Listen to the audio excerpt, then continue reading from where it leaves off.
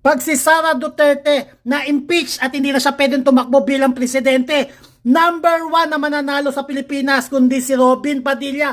Kahit bilyon-bilyon ang gastusin nyo, pera ng bayan sa kaka-impeach kay Duterte, wala pa rin mangyayari dahil number 1 na solid fan si Robin Padilla ng mga Duterte. Kaya parang Duterte pa rin ang mamumuno sa Pilipinas. Alam niyo naman ang utak Pilipino. Kung sino ang artista, yan ang binoboto. Kung sino ang number 1 sa Senate, siya ang iboboto. Kaya i-impeach nyo si Sara Duterte, ubusin nyo ang pera kay hearing para sa impeachment. Ubusin nyo ang pera ka-file ng kaso kay Tatay Digong at Sara Duterte.